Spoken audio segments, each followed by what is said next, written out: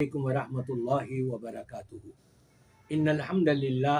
والصلاة والسلام علی رسول اللہ وعلی آلہ واصحابہ وسلم تسلیما کثیرا کثیرا۔ سامعین کرام، آپ سب جانتے ہیں کہ ہمارے پاکستان سوات کے علاقے میں، بونیر میں، پیر بابا بازار، منگورا، یہ تمام جگہوں پر کیا کچھ قیامت بپا ہو چکی ہے۔ ہمارا فرض کیا بنتا ہے؟ پہلے تو آپ آگاہی لے لیں کہ وہاں کیا کچھ ہوا ہے، اور پھر آگے ہمت کر کے حوصلہ کیجیے گا اور اس میں شریک ہوئیے گا۔ لیکن جب ہم بنیر گئے اور جب ہم منگورا گئے یعنی سوات، تو وہاں پر جو حالات ہم نے دیکھے ہیں، تو باوجود اس کے کہ میں عرض کروں کہ یہ جتنے سیلاب میں نے آپ کو بیان کیے اس میں اللہ نے خدمت کرنے کا موقع دیا، اس طرح کے حالات ہم نے آج تک اس کا مشاہدہ نہیں کیا۔ یعنی ریلا آ رہا ہے، کلاؤڈ بسٹ ہوتا ہے، اور کلاؤڈ بسٹ ہونے کے بعد ریلا آ رہا ہے، اور ریلے میں مٹی ہے، بہت بڑے بڑے پتھر ہیں،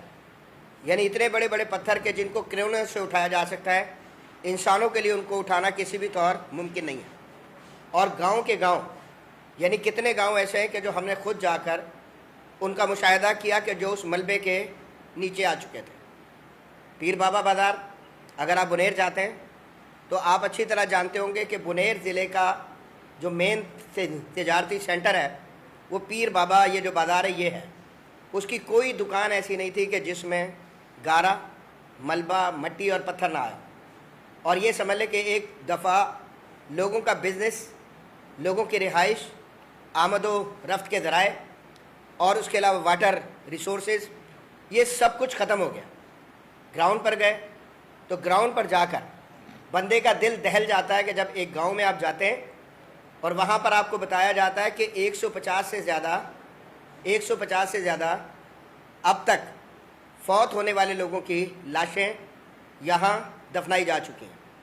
آپ کو بتایا جاتا ہے کہ 49 جنازے، یعنی بٹے کے نام سے ایک گاؤں تھا، انہوں نے بتایا کہ 49 جنازے ایک وقت میں ادا کیے گئے۔ آگے بشنوئی کے نام سے ایک گاؤں میں ہم گئے، تو جس وقت ہم پہنچے، میں حکمرانوں سے پوچھنا چاہتا ہوں،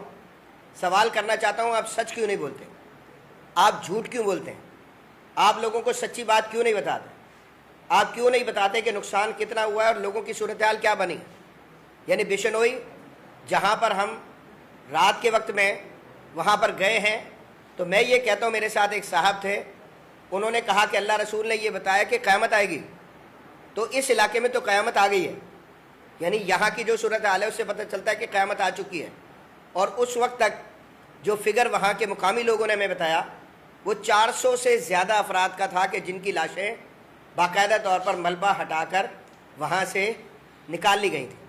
اور یہ سلسلہ مستقل جاری و ساری تھا۔ ایک خاندان، ایک صاحب سے ہماری ملاقات ہوئی، ایک خاندان کے 27 لوگ، اکیلے ایک خاندان کے 27 لوگ، اور وہاں پر موجود کوئی فرد ایسا نہیں تھا کہ جس کا گھر کا نقصان، دکان کا نقصان، گاڑی کا نقصان نہ ہوا۔ تو اللہ کے فضل کے ساتھ بالکل ابتدا سے، جو ہمیشہ سے ہماری یہ کہہ لیں کہ روایت رہی ہے، تو بالکل ابتدائی گھنٹوں میں ہمارے بھائی وہاں پر گئے ہیں، ریسکیو آپریشن، ریلیف آپریشن، اور اس کے بعد اب ریہیبلیٹیشن کا جو کام ہے اللہ کے فضل سے وہ شروع کیا جا رہا ہے۔ یعنی یہ سارے کام جاری و ساری ہیں۔ لیکن میں یہ عرض کرنا چاہتا ہوں کہ آپ دونوں صوبوں کو دیکھ لیجئے۔ ابھی ہم چونکہ بنیر کی بات کر رہے ہیں، سوات کی بات کر رہے ہیں، تو جو حکمران جماعت یہاں پر اس وقت موجود ہے وہ اپنی تیسرے دور حکمرانی جو ہے اس کے مزے لے رہی ہے۔ اور میں اللہ سے ڈر کے بات کر رہا ہوں کہ میں نے بنیر میں، میں نے پیر بابا میں، میں نے بشنوئی میں، اور میں نے جو ہے آپ یہ کہہ لیں کہ بٹے میں، کہیں کسی جگہ پر یہ کہا جائے کہ کے پی کی گورنمنٹ موجود تھی تو یہ بالکل بات درست نہیں ہوگی۔ ہر بندے کا شکوہ وہاں پر یہ تھا کہ حکمران نہیں آ رہے ہیں۔ ان لوگوں کے حوالے سے ایک بات اور بھی عرض کرنا چاہتا ہوں، ویڈیوز آپ نے بھی دیکھ لی ہیں، میں نے حامد میر صاحب کا بھی ایک پروگرام دیکھا، ہم نے خود بھی جس سے ملاقات کی،